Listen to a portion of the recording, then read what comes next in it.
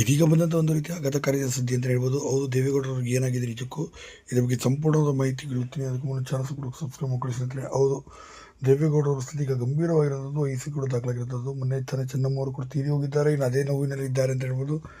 ಇನ್ನು ತುಂಬಾ ಮೌನ ವಹಿಸಿದೆ, ಯಾರ ಕೆಲಸ ಮಾತಾಡುತ್ತಿಲ್ಲ. ಇನ್ನು ಮೊನ್ನೆ ಹಾಲು ತುಪ್ಪ ನಡೆದಂಥ ಸಂದರ್ಭದಲ್ಲಿ ಹಾಲು ತುಪ್ಪ ಬಿಡುವಂಥ ಸಂದರ್ಭ ತುಂಬಾ ಭಾವನಾತ್ಮಕವಾಗಿ ತುಂಬಾ ಭಾವುಕರಾದರು, ಕಣ್ಣೀರು ಹಾಕಿದ್ರು. ಆ ಸಂದರ್ಭದಲ್ಲಿ ಹೀಗೆ ಕುಸ್ತು ಸಾಪಿದ್ರು. ತಕ್ಷಣ ಅವ್ರನ್ನ ಖಾಸಗಿ ಆಸ್ಪತ್ರೆಗೆ ಕೊಟ್ಟು ಅವರು ಹೆಚ್ಚಿನ ಚಿಕಿತ್ಸೆಯನ್ನು ಕೂಡ ಈಗಾಗಲೇ ಕೊಡಿಸ್ತಾರಂಥದ್ದು. ನಿಮಗೆ ಗೊತ್ತಿರ್ಬೋದು, ದೇವೇಗೌಡರವ್ರಿಗೆ ಈಗಾಗಲೇ ಡಯಾಲಿಸಿಸ್ ಕೂಡ ನಡೀತಾ ಇರೋಂಥದ್ದು. ವಾರದಲ್ಲಿ 2-3 ದಿನಗಳ ಕಾಲ ಡಯಾಲಿಸಿಸ್ ಕೂಡ ಅವರಿಗೆ ಮಾಡಿಸ್ಬೇಕಾಗಿರೋಂಥದ್ದು. ಇದೇ ಸಂದರ್ಭದಲ್ಲಿ ಈಗ ಈ ರೀತಿ ಕುಸಿದು ಬಿದ್ದಿದ್ದು ಮತ್ತೊಂದು ರೀತಿ ಆಘಾತಕಾರಿ ಸುದ್ದಿ ಅಂತಲೂ ಕೂಡ ಇದನ್ನು ಹೇಳ್ಬೋದು ಸ್ನೇಹಿತರೆ.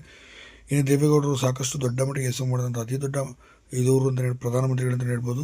ಇನ್ನು ಈ ಸಂದರ್ಭದಲ್ಲಿ ಈ ಥರ ಇರೋಂಥ ದೇವೇಗೌಡರು ನಿಜಕ್ಕೂ ಒಂದು ರೀತಿ ಚೆನ್ನಮ್ಮವ್ರನ್ನ ಕಳೆದುಕೊಂಡು ಸಾಕಷ್ಟು ದುಃಖಭರಿತರಾಗಿದ್ದಾರೆ. 72-73 ವರ್ಷಗಳ ಕಾಲ ಸುಖ ಸಂಸಾರವನ್ನು ನಡೆಸಿರುವಂಥ ದೇವೇಗೌಡರವರು ಎಷ್ಟೋ ಜನಕ್ಕೆ ಇಂದು ಮಾದರಿಯಾಗಿದ್ದಾರೆ ಅಂತಲೂ ಕೂಡ ಹೇಳಿದ್ರು ತಪ್ಪಾಗಲಾರದು.